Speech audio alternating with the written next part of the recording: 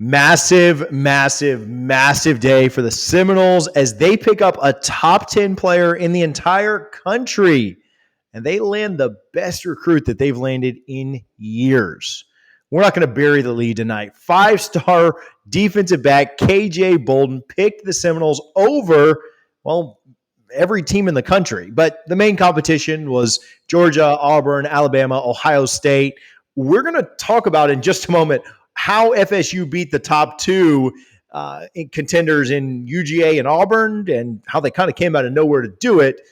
But man, what a pickup this is for Mike Norvell and his staff. KJ's a 5-star on every recruiting website. On3 says he's the number 1 overall safety. He's the number 1 overall player in Georgia. He's the number 9 overall player in the country. 247 Sports has him as number 8 overall in the nation. And FSU now has the number 4 class in the country. Do me a favor right now. Comment how high you think the Noles can get. Where are they going to finish the cycle? Feels good to be back in that top 5 again. There's a lot of narratives out there that said that Mike couldn't recruit. He's doing a pretty good job of it right now. KJ's out of Buford High School, which is less than an hour away from Athens, Georgia. This is Kirby's backyard, and Georgia has Buford's quarterback committed, Dylan Raiola, the number 1 quarterback in the country. We were told 2 weeks ago that this had been locked in for nearly 2 months. And we put a pick and a prediction in our Discord. We let our members know about that 2 weeks ago. If you're not taking advantage of that, for all of your exclusive FSU insight and information, you need to start. The link is in the comments and in the description if you'd like that info. Bolden is arguably the biggest commitment in the Mike Norvell era, and he might be the biggest commitment since Cam Akers when Jimbo was here. He's a 5-star, and again, the top safety in the nation.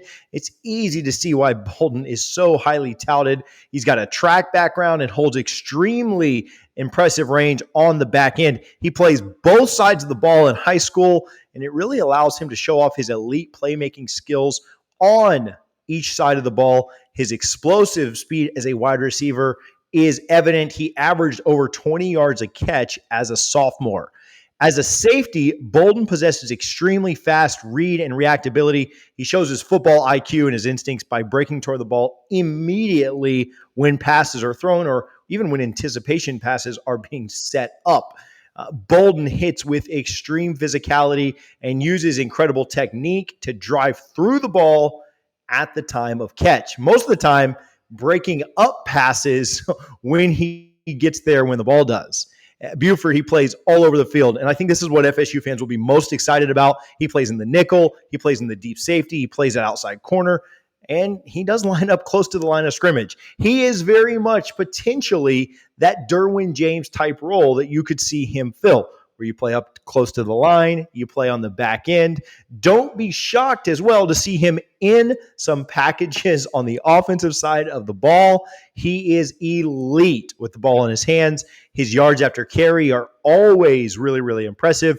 And his 10.76 speed in the 100-meter, his elite track speed, also makes him a true angle destroyer. Nobody gets angles on this guy.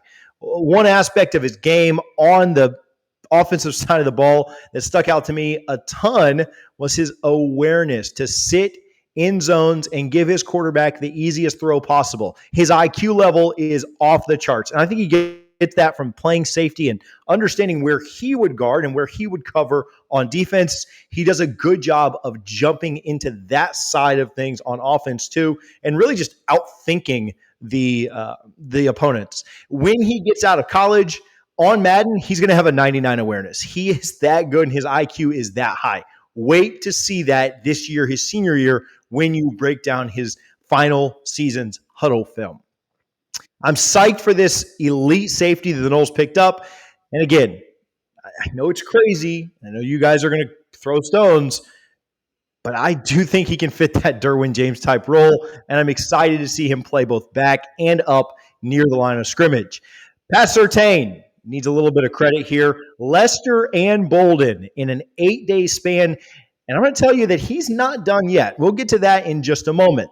I also want to tell you how FSU beat out both UGA and Auburn in this when nobody was expecting it, But first, I want to tell you about my good friend Alex Knapp. I haven't told you guys about Alex yet, but he is a graduate of Florida State University. He is a diehard Seminole fan just like you guys. He owns Knapp Accident and Injury, which is a law firm specializing in car accidents, Uber and Lyft accidents, personal injury, and more.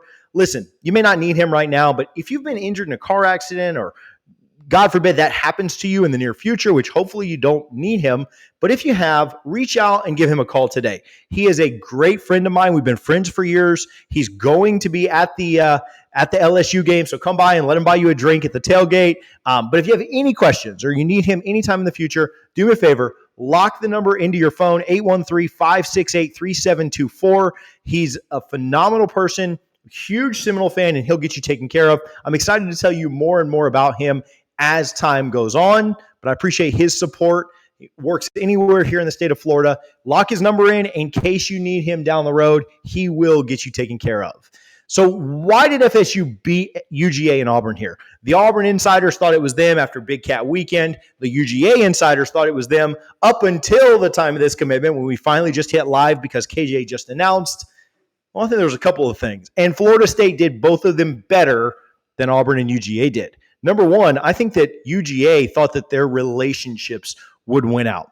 KJ had been on campus at UGA more than anywhere else that he had visited or any other college in the country. And that makes sense being 45 minutes away. You can take a lot of casual visits. You can take a lot of visits that are planned. And if you're just hanging out on a Saturday, it's really easy to get up there for a game in Athens. I think that the relationships were really important. And I do think that KJ valued those relationships. But what about the other side? What about Auburn? I think Auburn was all about the money. I think we know how Auburn recruits. We know how Auburn has always recruited. And we know how Hugh Freeze has recruited in his past. Now, I will say this. The way that Hugh Freeze recruits now is legal now. It obviously wasn't in the past. But I think that the way that Auburn attacked this was purely about money. And I heard some pretty stark, incredible numbers that Auburn was trying to throw at this kid. The problem with that is I don't think that you can only throw money at kids. And I don't think that you can solely think on your relationships to win battles that will include NIL.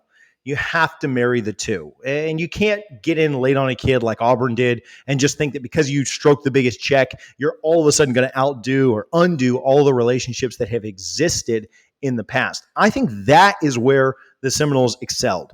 First of all, the Noles NIL is legit. It is for real. It's very close to, if not top 5 in the country. And if you're a Florida State fan and you like picking up back-to-back weekends with 5-star DBs committing to your favorite college, you need to go sign up for the Battle's End. I don't have a fun ad read or anything crazy. That's how these things happen. The Battle's End and our NIL efforts are what brings and attracts top-level talent to Tallahassee. We're going to call a spade here. We know how NIL works these days, and you need to be supported. Listen, if you like my channel, if you've ever commented, you're part of our Patreon, you comment or like or whatever you do in there, you should be supporting the Battle's End. I think they have plans as low as like $20 a month.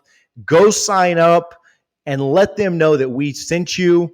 Good buddies with their CEO, good buddies with their marketing guy and their sales guy. They do a phenomenal job, and they had a lot to do with us landing KJ tonight. The other side of that is relationships. And Mike Norvell has done a phenomenal job of not only identifying talent, but then continuing to hone in on that. KJ Bolden's first offer came from Florida State University and Mike Norvell back in 2020. He grew up a lifelong Seminoles fan.